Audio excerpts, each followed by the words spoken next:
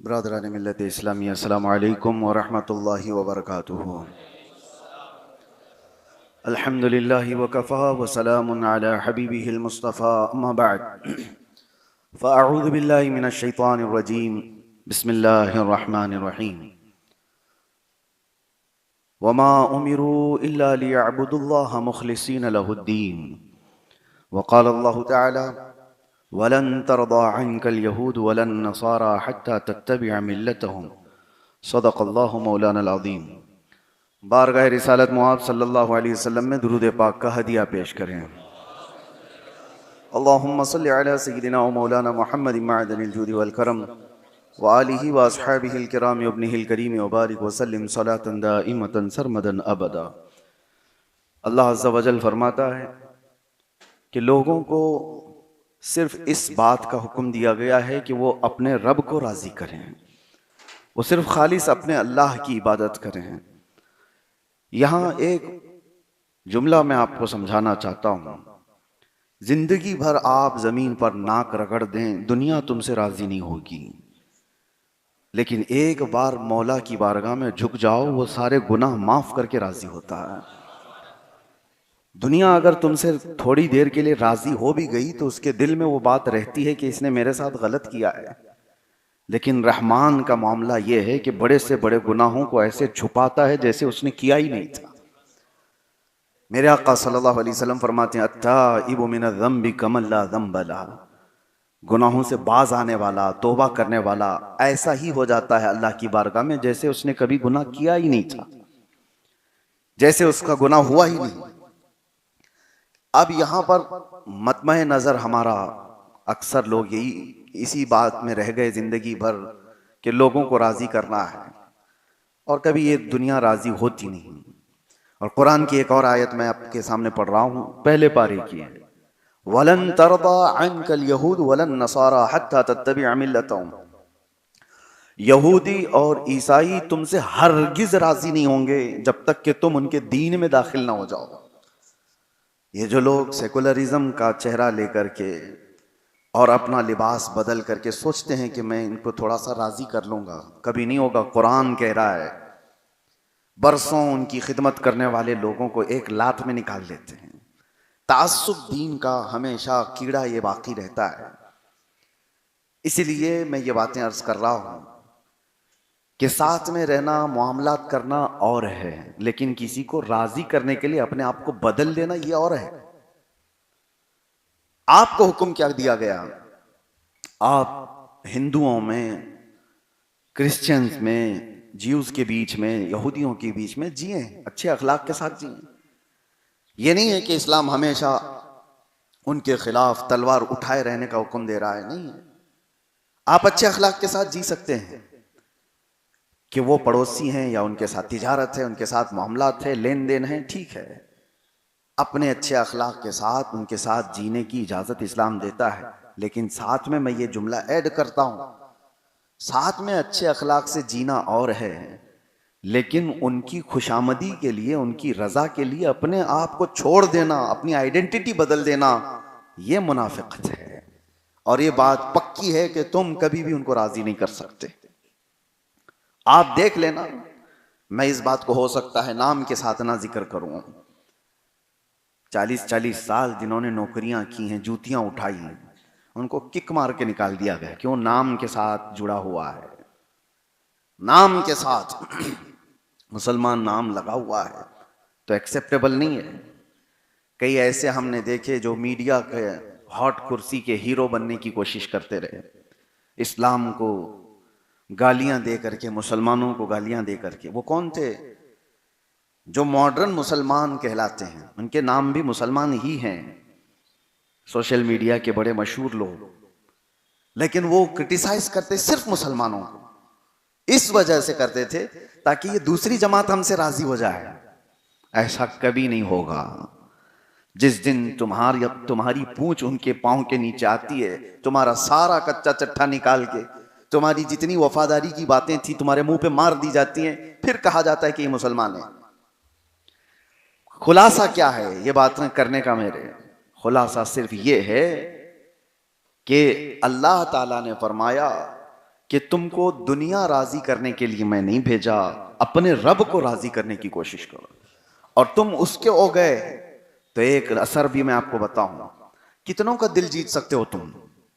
मिसाल के तौर पर मैं बताऊं, एग्जाम्पल के लिए मैं बता रहा हूं, हजारों लोगों की तरफ से हमें मोहब्बतों के नजराने हैं, मोहब्बतें उनसे चाहते हैं, हर एक के पास हम जा भी नहीं पाते, हर इलाके से लोग चाहते भी हैं हमारे यहाँ जाएं, हमारे यहाँ आ जाएं, या फिर हमसे मुलाकात, हम वक्त नहीं दे पा रहे हैं।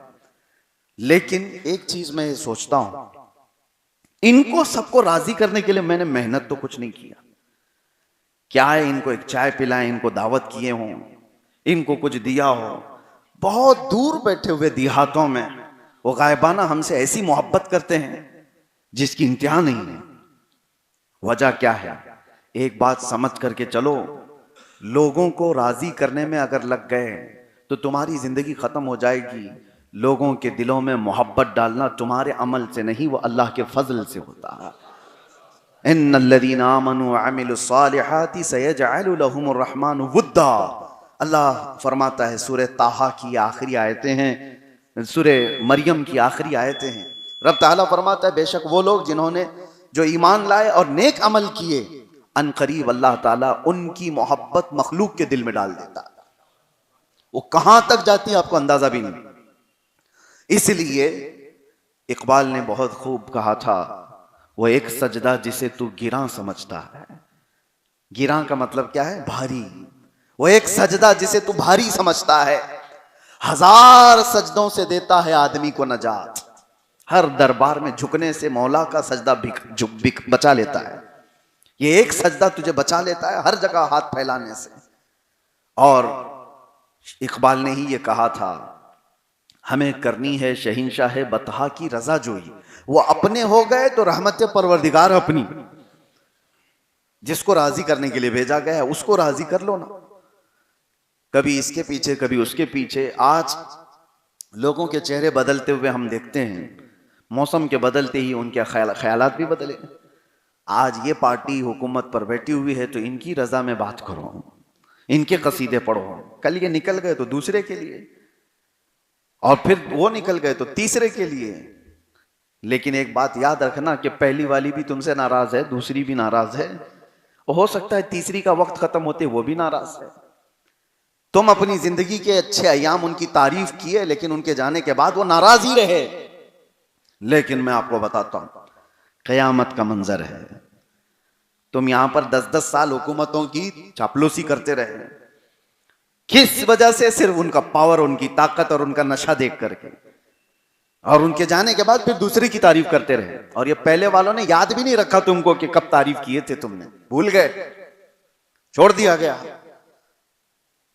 नेता के लिए जितनी मेहनत किए हुए बेचारे गली गली जा करके, वो जब कुर्सी पर आए तो कार्यकर्ताओं को भूल गए। भाई कुर्सी हमारी है, तुम्हारा क्या है? तो दरवाजे तक जाने का मौका भी नहीं मिलता बेचारा, जो दिन रात इलेक्शन में भाग रहा था, वक्त ही नहीं दिया जाता उसको भी। लेकिन एक मंजर मैं आपको बताता हूं, कयामत का मंजर है। परेशान आदमी है, आया और उसके नामे अमाल तोले जा रहे थे। फरिश्ते गजब में हैं, फरिश्ते जरा बराबर इधर से उधर नहीं कर सकते, जितना उनको हुक्म दिया गया वो कर रहे हैं। जब नामे अमाल तोला जा रहा है तो बुराइयों का पल्ला भारी था, ऐलान होने वाला था, फला बिन फला जहन्नम में जाएगा, औंधे मुंह खींचा हुआ। उसी वक्त ताजदार मदीना सल्लल्लाहु अलैहि वसल्लम तशरीफ लाते हैं, फरिश्तों से कहते हैं रुक जाओ, उसका फिर से तोलो, इसके अमाल फिर से तोलो। फरिश्तों को हुक्म हुआ, रसूल कायनात सल्लल्लाहु अलैहि वसल्लम, उन्होंने फिर से उसके अमाल रखे, नेकियां एक पल्ले में, बुराइयां एक पल्ले में। और जैसे ही मीज़ान अमल को फरिश्तों ने उठाया तोलने के लिए, मुस्तफ़ा करीम सल्लल्लाहु अलैहि वसल्लम अपने जुब्बे मुबारका से एक चिट्ठी निकाल करके उसके नेकियों के पल्ले में रख देते हैं। और फरमाया गया, अचानक वो नेकियों का पल्ला इतना भारी हो गया, इतना भारी हो गया कि बुराइयों का पल्ला दिखाई नहीं। फरिश्तों ने ऐलान किया, फलां बिन फलां नेकियों के भारी होने पर जन्नत की बशारत दी जा रही है। अब वो आया, कदमों में घिरा, कहा रसूल पाक सल्लल्लाहु अलैहि वसल्लम से, क्या ऐसी चीज थी जो मेरी इस नामे अमाल पर रख दी गई? कौन सा ऐसा अमल था? मैं तो गया था, खसारे में था, मैं जहन्नम में जाने वाला था। आपने मेरा कौन सा ऐसा अमल रखा? हुजूर अकरम सल्लल्लाहु अलैहि वसल्लम फरमाते हैं, याद है एक रात ऐसी थी जब लोग सो रहे थे और तन्हाई में तू मुझे याद कर एक बार दुरूद पढ़ा था, मुझे याद करके तूने दुरूद पढ़ा था, वो मैंने महफूज रखा था। इसका ये सच्चा दुरूद है, बस वो एक दुरूद मैंने यहां पर रखा और तेरी बख्शिश का जरिया बन गया। ये है उनको राजी करने का असर, जिसको राजी करने के लिए हमें दुनिया में भेजा गया। तुमने उनको राजी किया तो वो कयामत के दिन भी तुम्हें फरामोश नहीं करते। ये नहीं कि आज रसूल करीम सल्लल्लाहु अलैहि वसल्लम का उस दिन हाल क्या होगा। अर्श हक है मसनद रिफात रसूलुल्लाह की, देखनी है हश्र में इज्जत रसूलुल्लाह की। वो जहन्नम में गया जो उनसे मुस्तगनी हुआ, है खलीलुल्लाह को हाजत रसूलुल्लाह की। उस दिन तो मेरे आका का मामला ये होगा, खलीलो नजी मसीहो सफी सभी से कहीं न बनी, ये बेखबरी की खल्क फिरी कहां से कहां तुम्हारे लिए। मुस्तफ़ा करीम सल्लल्लाहु अलैहि वसल्लम की इज्जतों का हाल तो क़यामत के दिन वो होगा कि हर कोई आपकी शान और आपकी रिफात के चर्चे बोल रहा होगा। हर नबी कह रहा होगा इज़हबू इला गैरी, मगर सिर्फ मेरे नबी के लबों पर होगा अना लहा, मैं तुम्हारी सिफारिश के लिए हूं, मैं तुम्हारी शफाअत करूंगा।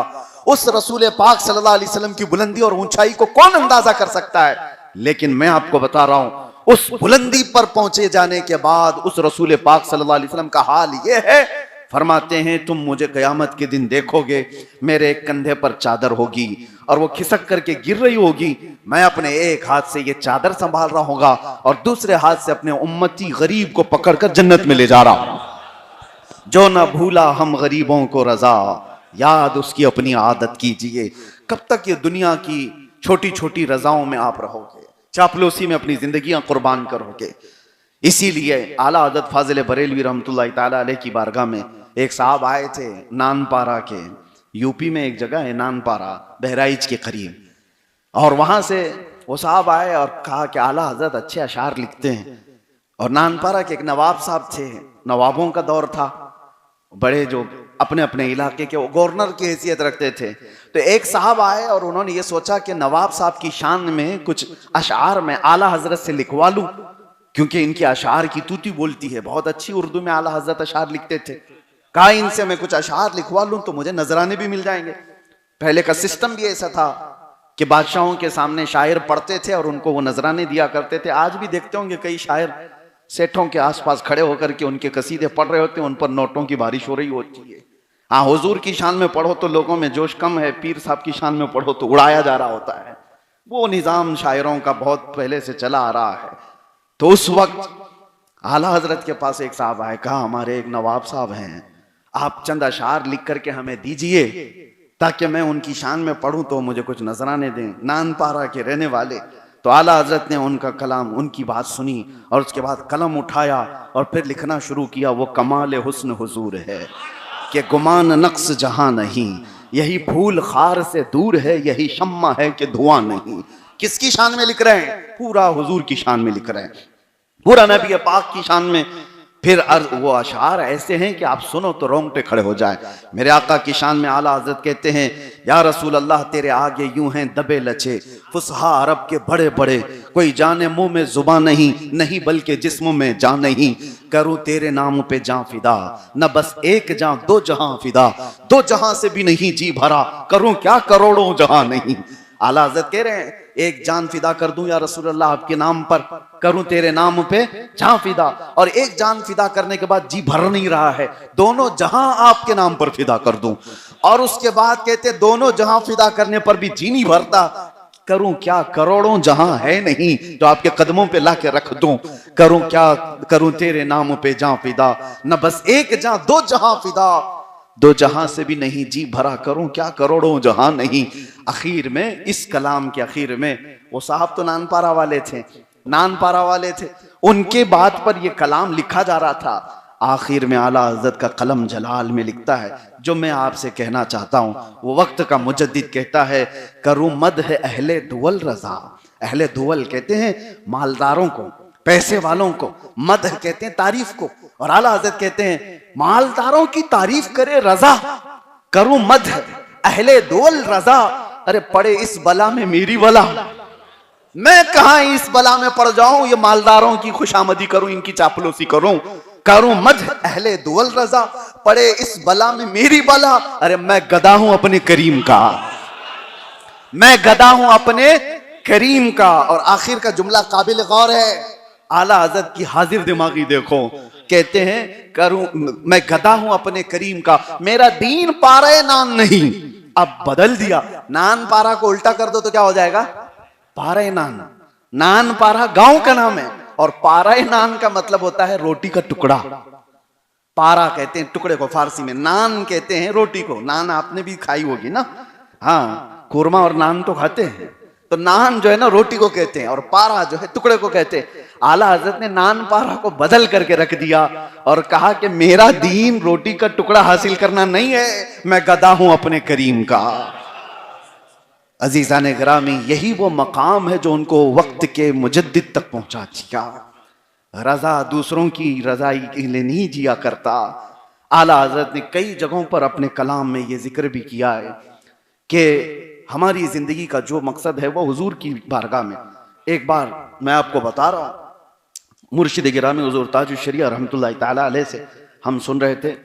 आला हजरत की एक हमद है जिसमें आला हजरत ने लिखा है, वही रब है जिसने तुझको हम तन करम बनाया, हमें भीख मांगने को तेरा आसना बताया, तुझे हमद है खुदाया। अल्लाह की हमद बयान कर रहे हैं, लेकिन किसके जरिए से, रसूलुल्लाह की अता पर, कि अल्लाह तूने हमको ऐसा रसूल अता किया है कि जिसके आस्ताने पर हम भीख मांग सकते हैं। वही रब है जिसने तुझको हम तन करम बनाया, हमें भीख मांगने को तेरा आस्ता बताया। इस हमद में आखिर में एक जुमला है, दो शेर हैं। ये हमारे मुर्शिद ने इसकी तशरीह में बताया था। आला हजरत ने लिखा कि अरे ए खुदा के बंदो, कोई मेरे दिल को ढूंढो। इस हमद का आखिरी मिसरा है, अरे ए खुदा के बंदो, कोई मेरे दिल को ढूंढो, अभी पास था यही तो अभी क्या हुआ खुदाया, न कोई गया न आया, तुझे हमद है खुदाया। हमें यह समझ में नहीं आता था हमद में ये क्या जुमला है, ये क्या जुमला है। हजरत ने फरमाया था, औलिया इकराम में, वलियों में एक सिफत होती है कुतुबुल इरशाद। कुतुबुल इरशाद उस वली को कहते हैं जो अपने जमाने के सारे औलिया का हाकिम होता है, अपने इलाके के, अपने जमाने के औलिया का हाकिम होता है। और जितने दूसरे औलिया हैं उस वक्त के, वो सब कुतुबुल इरशाद का हुक्म मानते हैं। वो जो भी हुक्म दे उनको, वो सब उसके हुक्म पर अमल करते हैं।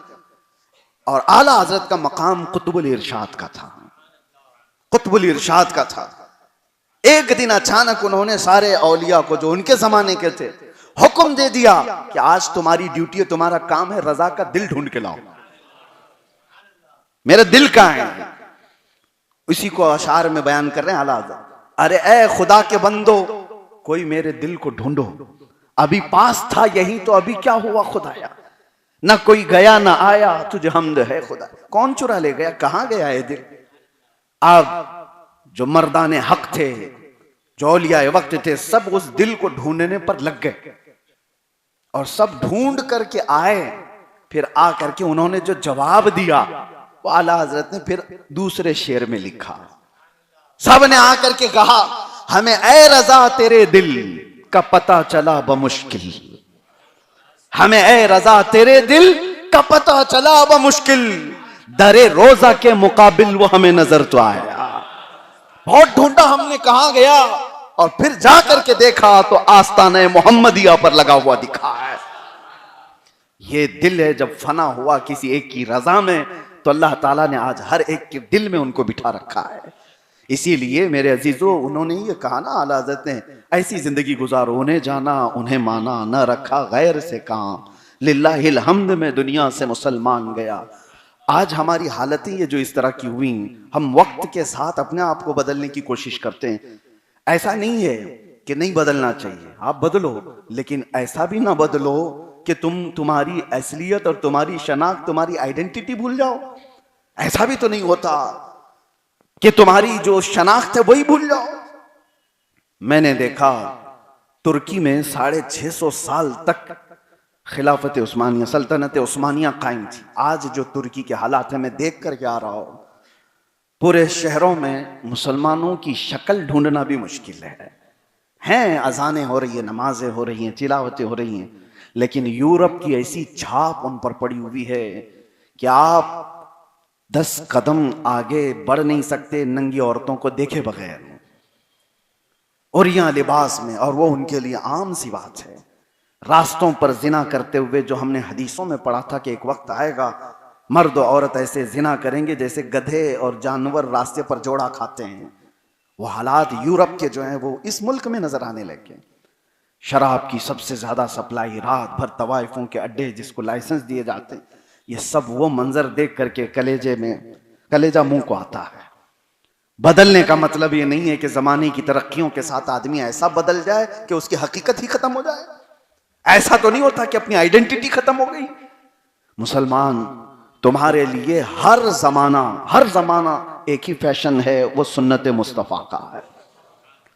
रसूलुल्लाह के अखलाक कभी पुराने नहीं हो सकते। अगर कोई ये सोचता है कि ये दाढ़ी, ये टोपी, ये अखलाक जिसकी मौलाना बात कर रहे हैं ये 1400 साल पुरानी है, तो मैं उससे कहता हूं फिर कुरान भी छोड़ दे, 1400 साल पहले का है। फिर कलमा भी छोड़ दे जो 1400 साल पहले का है।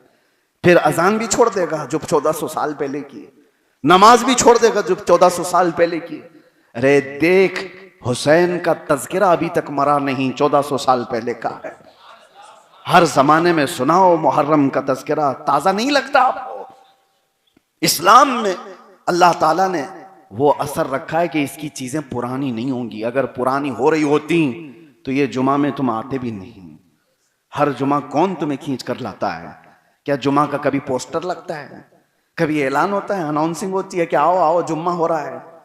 बेइख्तियार तुम निकल आते हो, इसलिए कि जिस दीन से तुम वाबस्ता हो ये दीन सुबह क़यामत तक ताजा रहेगा, ताजा रहेगा।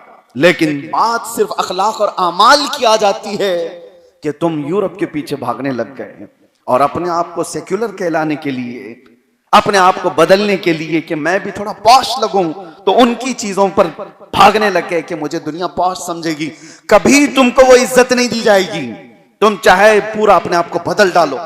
हमने देखा है क्या बॉलीवुड में, हॉलीवुड में और खेलों में स्टार्स नहीं है मुसलमान नाम से, लेकिन दुनिया फिर भी उनके नाम के साथ जुड़ा हुआ इस्लामी लफ्ज आता है तो उसको एक तनकीदी नजर से देखती है, उसको एक गिरी हुई नजर से देखना चाहती है। वो चाहे जो कुछ भी कर लें, उनको दुनिया एक्सेप्ट नहीं करेगी। ये बात पकड़ के चलो, आपको भी, हाँ, आपको मनवाना है तो सिर्फ एक जात रब्बुल आलमीन को मनवाओ और अल्लाह हर एक के दिल में तुमको बिठाएगा, हर एक के।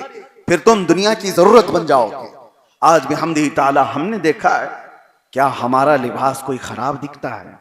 क्या हमारे खद्दो खाल कोई खराब दिखते हैं?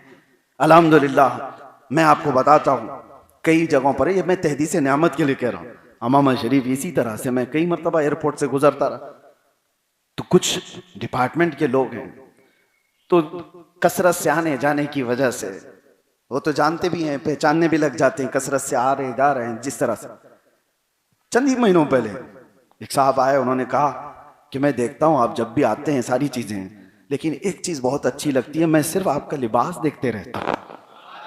मैंने कहा कि इससे तो दुनिया नफरत कर रही है, हमारी दाढ़ी, हमारी टोपी, और आप क्या?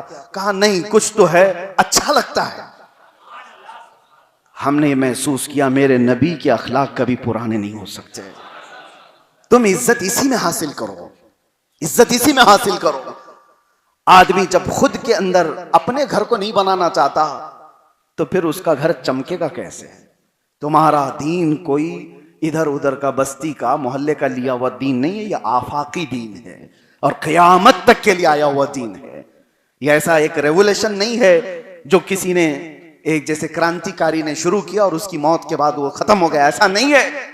दुनिया में इस्लाम जब रसूलुल्लाह सल्लल्लाहु अलैहि वसल्लम की आवाज़ों पर निकला था तो इसकी बका, इसकी हिफाजत अल्लाह ने अपने जिम्मे लिया, क़यामत तक अल्लाह इसको जिंदा रखेगा।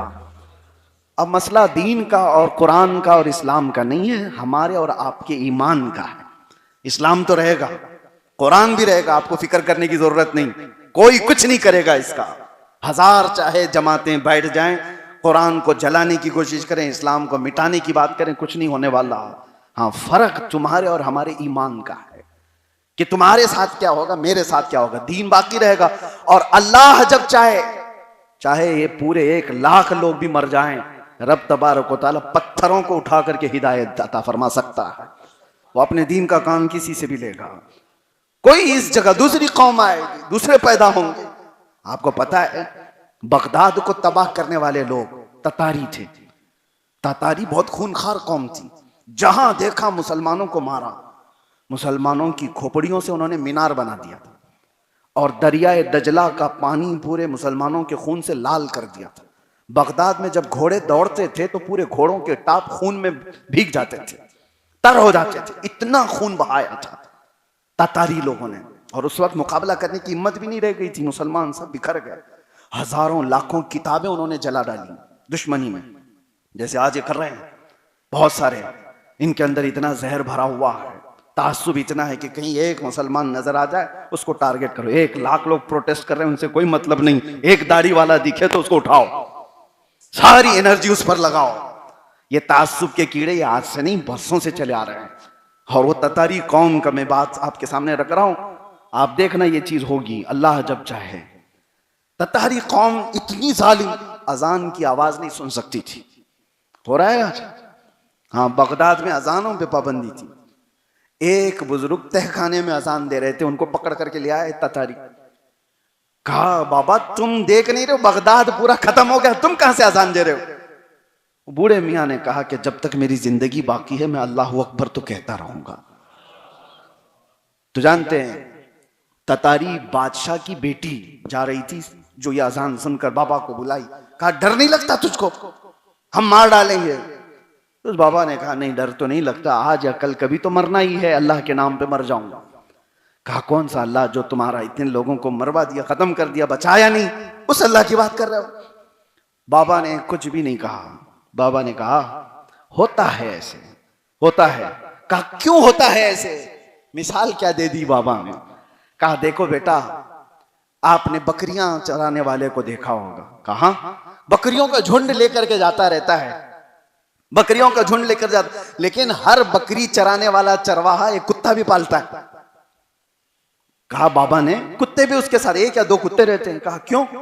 क्योंकि बकरियां रेवड़ में चलते चलते कभी रोड पे आ जाएं तो कुत्ता भौंक भौंक के उनको रेवड़ में मिला देता है, बकरियों की जमात में लेके आ, कुत्ते का काम यही होता है। बाबा ने कहा उम्मत मुस्तफा भोली बकरियां हैं, कभी भटक जाएं तो तुम जैसे कुत्तों को अल्लाह छोड़ता था कि तुम भौंक भौंक करके इस उम्मत के भोलेपन को इनको जमात में शामिल कर दो। बस इतनी बात थी मेरे अजीजों। उसके बाद के हालात जो हुए, 10,000 ततारी मुसलमान हुए थे बगदाद में। अजानों के मुहाफिज ततारी थे, नमाजों की पाबंदी ततारी कर रहे थे। हत्ता के हाल ये हो गया कि इकबाल ने इस वाक़े को लिखा है, हरम को मिल गए पासबां सनम खाने से। अल्लाह ताला अपने हरम की हिफाजत करने वाले कहां से पैदा किया? जिन्होंने कत्ले आम किया था, उन्हीं में अल्लाह ने ईमान दाखिल किया, उनको ईमान से नवाजा है। ये बात बाईद नहीं, अल्लाह ताला जब चाहे, जहां चाहे, जैसे चाहे इस दीन को फरोग अता करता रहेगा। हमारे और आपकी जिंदगी का क्या है, वही हमें सोचना है कि इन आंधियों में बह जाए या फिर इन तूफानों में अपने आप को बदल डाले, या फिर सिर्फ और सिर्फ चापलूसी की वजह से चंद दिनों के ऐश के लिए हम अपनी आइडेंटिटी भुला दें। ऐसा ना करो मेरे अजीजों। हाँ, ना हम आपको जंग की बात कर रहे हैं कि जाओ लड़ो मरो काटो, बस इतनी बात है, इतनी बात है कि आज जमाना अपनी चालें चल रहा है। तुम अपने बच्चों की फिक्र करो और अपने घर के माहौल की फिक्र करो। कम से कम इतना माहौल तो हो घर में कि बच्चे उठें तो उनको नाते रसूल सुनने को मिले। जब सोए मैं खुले आंख सल्ले अला कहते कहते, मैं सो जाऊं या मुस्तफ़ा कहते कहते, इतना माहौल तो घर में बना सकते हो। कुरान की तिलावतें तुम्हारे घर में हो सकती हैं। ले आओ अपना पुराना तशख़्ख़ुस और फिर देखना इनकलाब कैसे आएगा। जब तक आदमी खुद अपने आप को बदलता नहीं, उस वक्त तक अल्लाह ताला उस कौम की भी हालत को नहीं बदलता।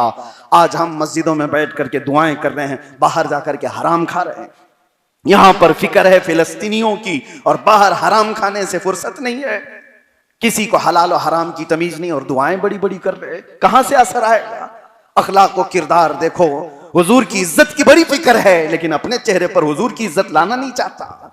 हुजूर पाक सल्लल्लाहु अलैहि वसल्लम से मोहब्बत बेपनाह है, लेकिन सुन्नत की बात करो तो कहा मौलाना लोग कर लेंगे। तुम किसकी इज्जत की बात के लिए सीरियस हो? तो फिर यही तो बात आती है, कौल और फेल में तुम बराबर नहीं, इसलिए रहमत इलाही भी तुमसे दूर है, मदद दूर हो गई। बाकी रही बात, मेरा टॉपिक यही था, जिंदगी भर नाक रगड़ लो, कोई दुनिया तुमसे राजी नहीं होगी, आखिर में एक दिन तो तुमको ताना मिलेगा और तुम्हें रांदे बारगाह करके दुनिया निकाल देगी। लेकिन हमने देखा है जिसने मेरे मुस्तफ़ा की वफादारी चाहे जिंदगी में एक बार भी की हो, एक बार भी की हो, रहमत इलाही ने उसको नीचे से उठाकर आसमानों तक पहुंचा दिया है। जिसने अपनी जिंदगी में मेरे आका से वफादारी की और रब ताला की हुजूर सच्चे दिल से वो तायब हुआ है, मौला ताला ने उसको आम लोगों में भी नहीं रखा, उठा करके बुलंदी पर पहुंचाया। इसलिए एक ही जिंदगी में देखो, मूसा अलैहिस्सलाम के दौर में एक बार अल्लाह ताला का हुक्म हुआ कि तुम्हारी जमात में एक बंदा ऐसा बैठा हुआ है कि अगर वो ज्यादा देर तक रहा तो अजाब में नाजिल करूंगा, अजाब आएगा। मूसा अलैहिस्सलाम परेशान हुए, पूछा कौन है? फला फला। मूसा अलैहिस्सलाम ने उस बंदे से कहा, उठ जा तू, जल्दी से निकल, यहां से निकल जा, तेरी वजह से अजाब इलाही आ सकता है। उसको निकाल दिया। पता चल गया सबको कि फलां को निकाला गया है। जिस बस्ती में जाता था उसको लोग धक्के देकर निकालते, तेरी वजह से अल्लाह का अजाब ना आ जाए। पहाड़ों पर जाकर रहने लगा, कोई नहीं था, बीमार हो गया, ना खाना ना पानी ना रिश्तेदार, कुछ नहीं।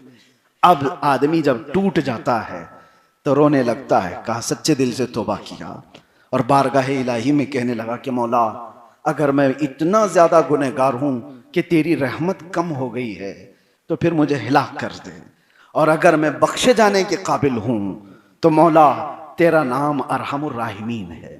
उसकी ये दुआएं अल्लाह को पसंद आई। रोते रोते उसकी जमीन भीग गई थी, इतना रोया था। कहा आज मुझे देख मेरे रब, मुझसे ज्यादा मुसीबत में कौन है और तुझसे ज्यादा रहम करने वाला कौन है। अल्लाह तबारक व तआला ने फौरन उसकी दुआ कबूल की। थोड़े ही अरसे में वो मर गया, भूख प्यास शिद्दत की वजह से मर गया। मूसा अलैहिस्सलाम को अल्लाह का हुक्म हुआ कि मूसा, फलां पहाड़ पर मेरे महबूब बंदे का इंतकाल हुआ है, जाएं उसके जनाजे का इंतजाम करें। आए मूसा अलैहिस्सलाम, देखा कौन बंदा है अल्लाह का महबूब जिसके जनाजे के इंतजाम के लिए अल्लाह ने मुझे हुक्म दिया। आके देखा तो वही बंदा पड़ा हुआ है जिसको बस्ती से निकाला गया था, जिसको जमात से निकाला गया था। मूसा अलैहिस्सलाम घबरा गए कि गलत जगह तो नहीं आया।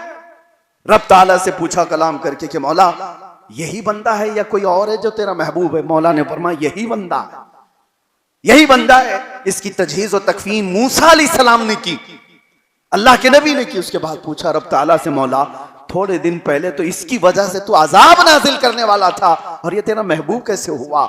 सुनो मेरे अजीजों, मेरे कुल बयान का खुलासा यही है। रब ताला फरमाते हैं हाँ वो पापी गुनहगार था, खताकार सियाकार था, लेकिन ए मूसा जब वो दुनिया को छोड़कर फिर मेरे दरबार में झुक गया तो मैंने उसको दुनिया की गलाजतों से निकालकर अपनी महबूबियत का मकाम अता कर दिया। वो रोया इतना मेरी बारगाह में, रोया इतना मेरी बारगाह में कि मैंने उसको पस्ती से उठाकर बुलंदी पर पहुंचा दिया। वो अरहमुर राहिमीन है। इसीलिए मेरे अजीजों, दुनिया के सामने तुम रो के दिखा दो, दुनिया की अदालतों के सामने भीख मांग करके दिखा दो। कोई जज तुम्हें छोड़े तो मुझे बताना, कोई तुम्हें माफ करे तो बताना। नहीं, तुम्हारी सजाएं पक्की हैं, तुम्हारी गिरफ्तारी पक्की है, लेकिन वो अरहमुर राहिमीन की दरबार है, उसका दरबार है। मूसा अलैहिस्सलाम की आंखों में आंसू थे। चंद दिन पहले जो गुनहगार जिसकी वजह से अज़ाब इलाही आने वाला है, आम गुनहगार भी नहीं था, लेकिन वो तौबा क्या किया, अल्लाह ने उसको ऐसा बना दिया कि मूसा को हुक्म दे रहा है कि मेरे महबूब बंदे का इंतकाल हुआ है। इसीलिए मेरे अजीजों, वो एक सजदा जिसे तू गिरा समझता है, 1000 सजदों से देता है आदमी को नजात। आओ उसी बारगाह को हम राजी करते हैं। अगर अल्लाह राजी हो गया तो कायनात की हमें फिक्र क्या है, क्योंकि ना ये रिस्क देने वाली है, ना ये इज्जत देने वाली है, ना ये जिल्लत देने वाली है। सब कुछ जब दस्ते कुदरत में है उसे राजी करें और उसी की रजा के साथ दुनिया से जाएं। अल्लाह करीम हम सबको अपनी जिंदगी में अपनी रजा के साथ जीने की तौफीक अता फरमाए और उसके रसूल को राजी करने की तौफीक अता फरमाए। जिंदगी ऐसी अता कर मौला कि दुनियादारों के लिए हम ना जिए तो तेरे और तेरे रसूल के लिए जिए। व आखिर दावाना अनिल हम्दुलिल्लाहि रब्बिल आलमीन। अस्सलाम वालेकुम।